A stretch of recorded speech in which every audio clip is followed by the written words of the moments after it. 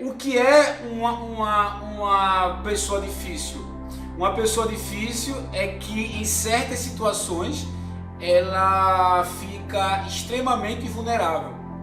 E por que ela fica extremamente vulnerável? Ela fica extremamente vulnerável porque algumas necessidades emocionais dela não foram satisfeitas em algum momento de sua vida. Vamos imaginar uma pessoa que tem medo de crítica, uma pessoa que não suporta a crítica. Em que situações essa pessoa vai ser difícil? Ela vai ser difícil, por exemplo, no trabalho. No trabalho, quando ela é criticada pelo chefe, ela vai sentir aquela vulnerabilidade da crítica. Ela vai sentir aquela dor de ser criticada. Ela vai reviver um trauma de crítica. E esse trauma de crítica pode ser um trauma de um pai extremamente crítico. Pode ser o trauma de uma mãe extremamente crítica. Então, naquele momento que ela recebe a crítica, a dor vai ser tão grande, tão grande, tão grande, que ela vai precisar se proteger dessa dor. Então, naturalmente, a pessoa que é criticada, que tem já um problema com a crítica, ela pode agir de uma forma agressiva, onde a agressividade dela vai ser uma forma de dizer assim: pare de me machucar. Ela pode também evitar sentir essa dor, evitando relacionamentos onde as pessoas possam criticá-las, ou evitando até qualquer tipo de trabalho onde o chefe possa criticar. Ela pode também trabalhar muito, ela pode ser uma pessoa perfeccionista no campo do trabalho, porque se eu sou perfeito eu não erro, e se eu não erro eu não falho, e se eu não falho eu não serei criticado. Então ela vai criar estratégias desadaptativas para não entrar com a dor dessa crítica. A mesma coisa, o medo do abandono. Ora, eu vou evitar relacionamentos íntimos, porque se eu evito relacionamentos íntimos, eu não sou abandonado. Ora, eu vou abandonar pessoas antes que elas me abandonem, ou eu vou de alguma forma me envolver com pessoas que realmente vão me abandonar, porque essas pessoas que vão me abandonar, elas vão reforçar o quanto as pessoas são rejeitadoras. Então, pessoas difíceis são pessoas que possuem alguma vulnerabilidade em alguma área de suas vidas, e quando há uma situação gatilho, essa vulnerabilidade desenvolvida ao longo de sua vida, ela é ativada. E quando essa vulnerabilidade ela é ativada, essa pessoa ela entra em pânico, essa pessoa ela entra em desespero, e aí ela vai criar um modelo desadaptativo. Elas tiveram uma história difícil de vida, né? Então muitas vezes a pessoa procura terapia por não saber que é difícil e está procurando terapia por achar que o outro que ela convive é difícil. Mas também pessoas difíceis, elas possuem uma atração por outras pessoas que reforçam a sua dificuldade. Então uma pessoa que não sabe lidar com crítica, ela pode se sentir atraída por pessoas críticas. Uma pessoa que foi privada afetivamente, ela pode se sentir atraída por privadores emocionais. Mas como ajudar uma pessoa difícil? Vamos lá. Quando uma pessoa difícil, ela se comporta com dificuldades em relação a mim, por exemplo, eu procuro saber por que é que ela está agindo daquela forma comigo. Qual é a história de vida dela que vai fazer conexão com aquele comportamento no aqui e agora. Por que é que aquele paciente, por que é que aquela minha esposa me tratou mal? Imagina que eu vou para um jogo de futebol e eu falo para minha esposa: eu vou para um jogo de futebol. Eu falo para o meu marido: eu vou para um jogo de futebol. Eu vou para o meu namorado. E essa pessoa começa a me agredir. Essa pessoa começa a falar: então vá, mas não volta mais. Você é um idiota. O primeiro ponto que eu tenho que pensar é: por que é que essa pessoa perdeu o controle com a minha ida para o futebol? Por que é que essa pessoa ficou vulnerável com a minha ida para o futebol? E aí eu começo a entender que essa pessoa foi rejeitada a vida toda. E que naquele momento que essa pessoa estava muito angustiada e muito ansiosa, e eu fui para o jogo de futebol, eu ativei a ideia de que ela não é tão importante para mim. Eu ativei a ideia de que o jogo de futebol é mais importante do que ela. Ah, mas não é assim que eu acho. Eu entendo, não é assim que eu acho. E não é assim que é, mas é assim que ela entende. Então, quando eu chego para essa pessoa e digo: eu sei porque você está com raiva de mim. Eu sei porque você explodiu comigo. Porque eu, sem querer, toquei num trauma teu. Eu, sem querer, você se achar uma pessoa de desvalor, uma pessoa que não é a minha prioridade. E eu entendo isso. Quando você fala que entende a história de vida da pessoa, quando você consegue se conectar a história de vida dela com o comportamento de dificuldade, essa pessoa ela vai ficar vulnerável. E quando essa pessoa ela fica vulnerável, é o momento certo, porque uma pessoa difícil vulnerável é uma criança indefesa que precisa de proteção, que precisa de cuidados que ela nunca teve. Então, quando essa pessoa está vulnerável, você pode falar para ela: eu posso te ajudar. Eu sei como é difícil para você ir para esse jogo, mas eu quero te falar que esse jogo é muito menor do que você. E se realmente esse jogo gerar um trauma em você, eu abdico de ir para esse jogo. E aí eu posso te falar por experiência terapêutica em relacionamentos que essa pessoa vai ficar tão vulnerável, mas vai se sentir tão amada, que o comportamento de dificuldade dela tende a diminuir. O comportamento da agressividade dela tende a diminuir e ela consegue recuperar o seu modo adulto saudável de funcionar. Ah, mas eu não tenho obrigação de lidar com a dificuldade do outro. Se você gosta de alguém, se você ama alguém difícil, a dificuldade dessa pessoa difícil, ela vai interferir também no teu emocional, porque como é que eu vou ficar bem tendo uma pessoa que eu amo que é difícil, se essa pessoa ficar mal? Então a dificuldade dela vai interferir na minha vida. Então quando eu falo para ela: eu te entendo e eu sei porque você é difícil, e eu lamento muito que você tenha passado por isso, mas eu estou aqui disposto a te ajudar. Eu estou aqui disposto a enfrentar junto contigo a tua dificuldade, porque essas pessoas difíceis, elas nunca tiveram pessoas saudáveis perto delas. As pessoas não têm muita paciência de ficar na sua intimidade. Geralmente as pessoas vão embora, as pessoas de alguma forma boicotam o relacionamento, porque é muito mais cômodo você se livrar de uma pessoa difícil. Porém, se você ama essa pessoa difícil, vale a pena. E se você se conectar com a história de vida dela, se você se conectar com a dor que ela sente, se você sentir a dor dela, ela vai se conectar com a tua dor. E se ela percebe que você se conectou com a dor dela, ela não vai mais se sentir sozinha na dificuldade. Ela vai repartir essa dificuldade contigo. E como você, em tese, é a pessoa saudável, você pode fazê-la compreender o que seria um padrão saudável, sem culpa, sem punição e sem desprezo. Como é que tu vês essa situação aí de lidar com pessoas difíceis que você gosta, que você ama, que são pessoas importantes para você, né? Não tem gente que não dá para você falar assim: tchau e vou me desvincular, porque são pessoas importantes, principalmente, né, nossos pacientes, que muitas vezes são difíceis, mas são tão importantes para nós, né? E o quanto eles precisam de um terapeuta saudável para lidar, para suportar e para ajudá-los a amadurecer nessa dificuldade. Byung Schultz, eu acho que é esse o nome dele, ele fez uma pergunta bem inteligente, né? O que é uma pessoa difícil? Uma pessoa difícil não é uma pessoa que tem dificuldades, mas uma pessoa difícil é quando há uma específica dificuldade, ela entra em uma situação extrema de vulnerabilidade, onde ela não sabe lidar com essa vulnerabilidade. Ela fica tão fragilizada que é como se ela fosse uma criança desesperada, ela não sabe o que fazer. Então, o que é que vai acontecer muito em relacionamento? Eu estou certo, o meu parceiro está errado, porém a dificuldade do meu parceiro é uma dificuldade traumática. E se eu agir pelo correto, ele talvez não suporte aquela situação. Então assim, o que ocorre no exemplo do jogo de futebol que eu dei, né? Que o Byung, acho que é Byung _ Schultz falou. Tá, eu estou correto em ir para o jogo de futebol.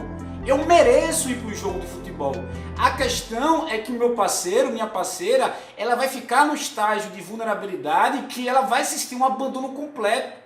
É como se ela fosse abandonada. É óbvio que eu não estou abandonando ela. E o lance do trauma não é cognitivo, não é racional, é emocional.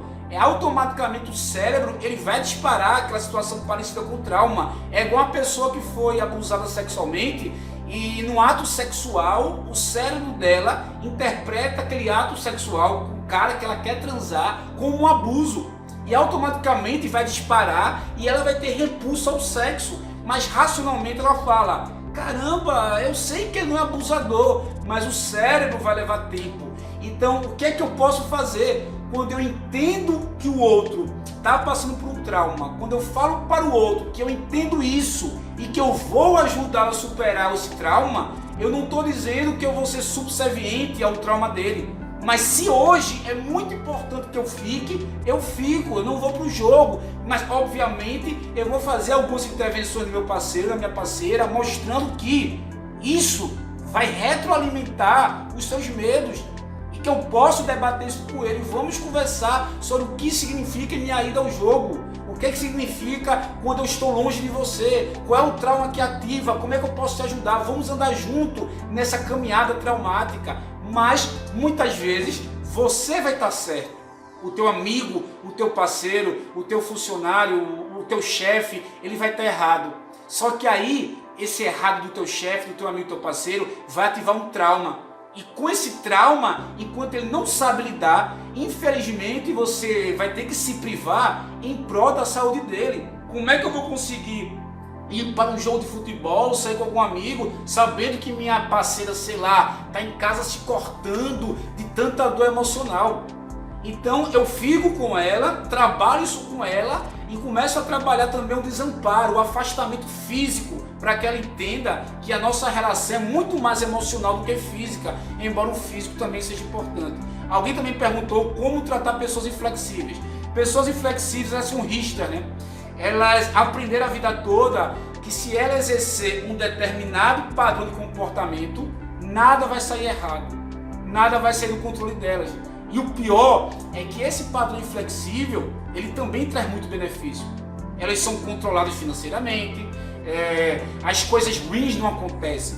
Mas o que a gente vai trabalhar é que é na flexibilidade que ela pode ser cuidada, é na flexibilidade que os relacionamentos dela vai melhorar, é na flexibilidade que ela vai aproveitar oportunidades financeiras. E para aproveitar oportunidades, obrigatoriamente ela vai ter que se deparar com aquilo que ela mais teme, com a possibilidade do erro, com a possibilidade da falha ou com a possibilidade da incerteza.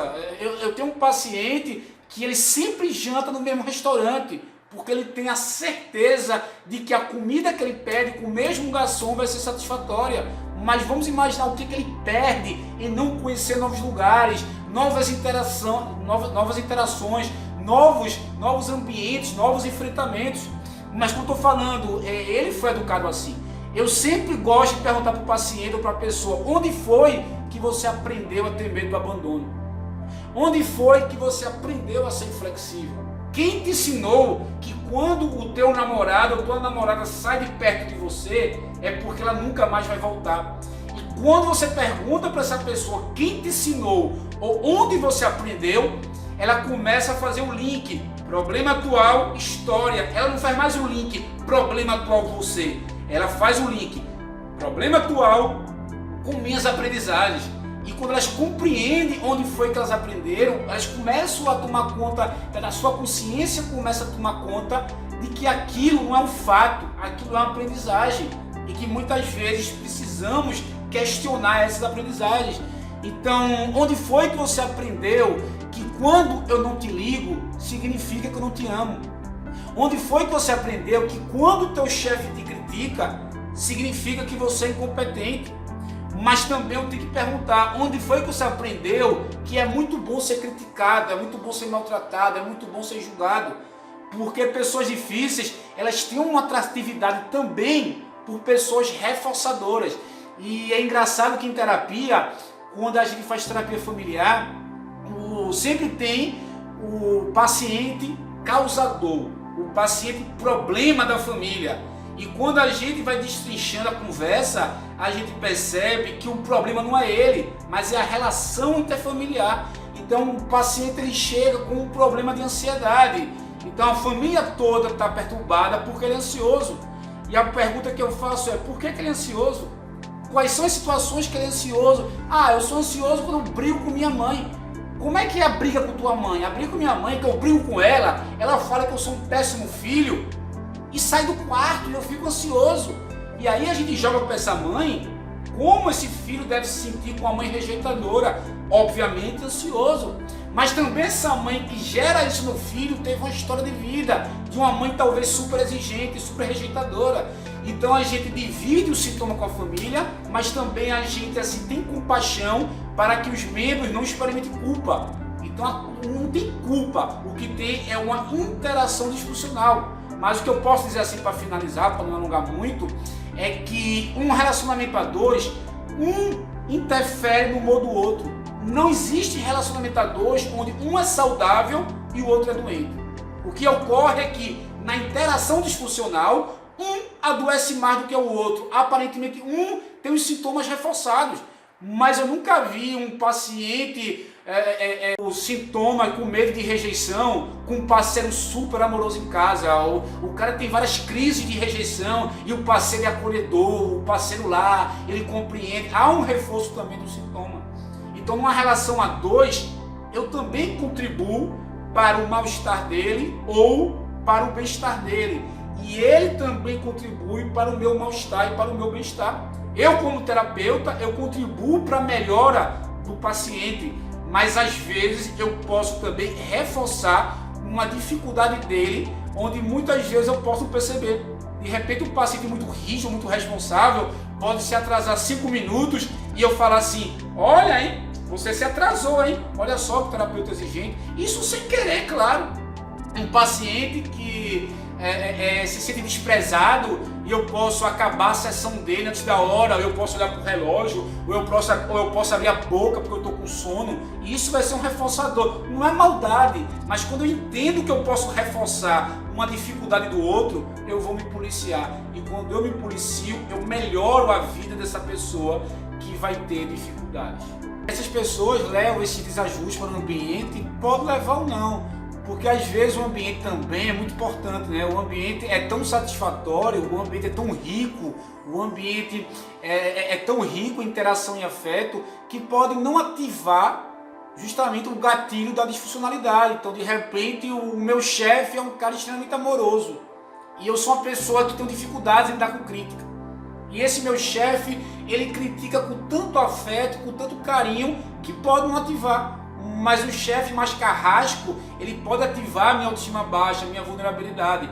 Mas o ambiente é muito importante, porque às vezes o trabalho, ele é um ambiente tóxico, é um ambiente onde as pessoas rivalizam, são competitivas, onde o chefe é perseguidor. Então assim, é muito difícil você conseguir trabalhar a saúde mental num ambiente tóxico, um ambiente onde a pessoa não se sente segura, não se sente acolhida. Você atender um paciente que tem um medo de uma rejeição e ele é casado, ele se envolve com uma pessoa rejeitadora, isso complica também, porque o terapeuta vai estar trabalhando que ele merece ser amado, que ele é digno de amor, e o parceiro vai dizendo, você não é digno, você não tem valor, você não é importante para mim. Então o ambiente é fundamental. Às vezes o paciente trabalha num ambiente onde ele é muito bem remunerado, mas o ambiente é muito tóxico. Metade do dinheiro dele vai ser gasto com doença, porque no ambiente dele é um reforçador de traumas, é um local abusivo, como o seu ambiente infantil era, é um local onde as pessoas falam mal dele, como algum genitor fazia. Aí ele vai sair então desse ambiente, olha, a minha linha é que eu trabalho muito com esse paciente outras possibilidades ambientais. Há de se trabalhar que ele tem condições de arrumar outros ambientes. Então assim, enquanto ele não arruma outro ambiente, ele fica no ambiente tóxico, mas isso é transitório. A gente trabalha para que o paciente ele possa estar no ambiente que ele merece. E qual é o ambiente que o paciente merece? É um ambiente onde ele é valorizado, ele é amado, ele é respeitado pela sua autonomia. O ambiente do trabalho, ele tem que ser muito parecido com o ambiente de casa. Eu tenho que ser respeitado, valorizado, eu tenho minha autonomia, mas também tem uma coisa importante, eu tenho que ter limite. Eu tenho que ter limites com o meu parceiro, com o meu amigo, com o meu familiar, com o meu chefe, com o meu funcionário. Então a questão do limite também é fundamental. E muitas vezes na terapia, o paciente difícil, ele repete as suas dificuldades que ele tem lá fora com o seu terapeuta. Se ele acha que não é digno de ser amado, ele vai achar que o seu terapeuta também vai rejeitá-lo. E ele começa a testar o seu terapeuta para que o seu terapeuta rejeite, porque aí quando o seu terapeuta rejeite, ele vai falar, viu que eu estava certo? Ninguém me ama. E é engraçado que quando o terapeuta não rejeita o paciente rejeitado, esse paciente rejeitado, ele entende aquele afeto do terapeuta como uma falsidade. E é isso que a gente vai trabalhar na terapia. Por que eu não posso gostar de você? Por que eu não posso pensar em você? Por que eu não posso torcer por você? Onde foi que você aprendeu que você não merece ser amado? E aí a gente vai para a história de vida dele, onde ele aprendeu que não merece ser amado. Então fazemos também um link de como ele aprendeu errado. Quando a pessoa é difícil, anda por cima, não tem vida. Então, o paciente que não tem vida social, ele é um paciente evitativo, que a gente chama. Ele evita entrar em contato com a sua fragilidade. Então, qual é a melhor forma de não sentir fragilidade? É evitando pessoas. Porque se eu não me relaciono com as pessoas nunca vão saber o quanto difícil eu sou. E se as pessoas não sabem o quanto difícil eu sou, elas não vão me rejeitar. E eu não vou sentir a dor da rejeição. Então não é, e ainda por cima, quando o paciente é difícil e não tem vida social. Na verdade, não ser sociável é uma extensão da sua dificuldade. Não ser sociável é uma forma de evitar entrar em contato com sua dor. E qual é a explicação que eu encontro para isso? Como é que era esse paciente na infância? Quem eram as pessoas que cuidaram dele? O quanto esse paciente foi protegido pelos seus pais? O quanto ele foi amado corretamente? Então, se eu não fui amado pelos meus pais, pelos meus cuidadores, imagine por essas pessoas no meu social. Então, eu vou evitar para me proteger. E qual é a consequência de evitar para me proteger? Vazio, tédio, depressão, ansiedade, automutilação, uso de entorpecente, uso de álcool, porque isso tudo é uma forma de alívio, uma forma de trocar pessoas por objetos, que é uma defesa para não ser magoado. Então assim, todo comportamento evitativo, geralmente, ele é para evitar contato com a minha vulnerabilidade. Só que a marca da terapia, a melhor da terapia é quando o paciente ele entra em contato com a sua vulnerabilidade, ele sente a dor da vulnerabilidade, mas ele entende. Eu sei porque eu sinto dor, porque eu preciso ser amado, porque eu preciso de atenção, porque eu preciso de colo, porque eu preciso que alguém me valorize, que alguém me elogie. Mas ele só vai saber disso quando ele para de evitar, quando ele para de agredir, quando ele para de não aceitar que é difícil. Então essa dor de eu sou difícil, por que é que eu sou difícil e o que é que eu preciso para deixar de ser difícil?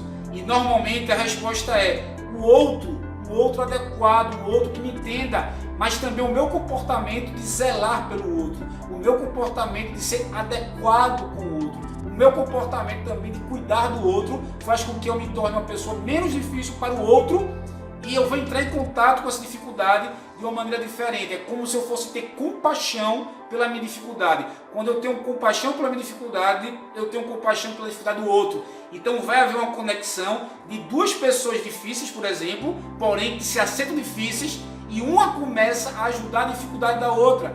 E ambas começam a crescer, ambas começam a se tornar o modo adulto saudável e o modo criança feliz, né? Porque no íntimo, todos nós adultos precisamos também entrar em contato com a nossa criança feliz, que foi perdida há muito tempo através de estresse, maus tratos, abusos, mal cuidados, enfim.